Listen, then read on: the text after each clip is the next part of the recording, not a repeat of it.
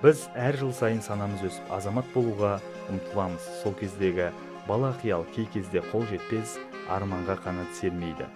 Осы жолдағы алдымыздан шығатын кедергілерден сүрінбей өтуге, алға қойған мақсатымызға жету үшін күресуге де үйрететін бұл ұстаз.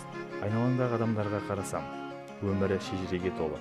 Әр күні кейінгі жастарға үлгі болар қаншама жылы жүректі ұстаздар бар. Өнеге тұтқан қаншама жақсылар жүр. Солардың бірі өзін-өзі тану пәнінің мұғалімі Ахметова Айнұр апай. Апайдың әсерлі үнмен, асықпай мәнерлеп сөйлеген сөзінен әрбір оқушыға деген қамқорлықтың, аналықтың, әкелік сезімнің, дана ойдың ыстық лебі есіп тұрғандай болады да тұрады. Адамның жан дүниесін түсініп, ренжітпей, қателігін сездіре білу, бұл нағыз шеберлік емес пе? Айнұр апай өз мамандығын сүйеді. Сабаққа жан-жақты дайындықпен келіп, биік шеберлігімен, қарапайымдылығымен, адамгершілігімен бізді баурап алады.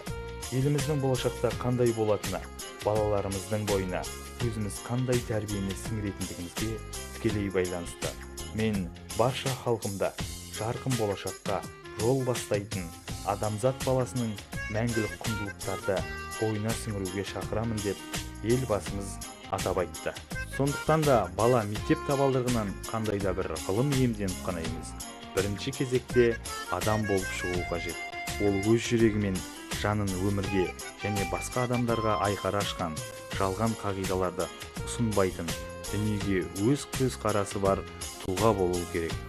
Сондықтан сабақ барысында ән айту арқылы рухымызбен көңілімізді көтерсе, шығармашылық тапсырмаларымен қабілетімізді дамытып, ізденімпаздылығымызды ұштайды.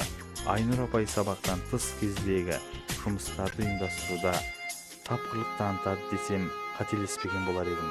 Мысалы, жалғасын асыға күтетін түрлі кездесулер, пікірталас пен әсерлі әңгімелер, көңілді концерттер, барлығы рухани адамгершілік тәрбие үшін таптырмас құрал. Өз пәнінің шебері Ахметова Айнұр апай бізге білім беруге, ой пікірімізді тиянақтауға бар күшін жұмсап ат салсады. Білгенін үйретеді, оқушының жаманын жасырып, жақсылығын асырады. Менің сүйікті ұстаздарымның санына шек жетпейді. Алайда көңілі пәк, ойы нәзік, шәкіртінің жүрек нұрынан өз жемісінің өнімін көруге асыққан, бағбан әрі бала жанына ақыл дәнін серпкен ұстаздардың бірі де бірегейі Ахметова Айнұр апайға риясыз қызмет үшін шексіз алғысымды білдіремін.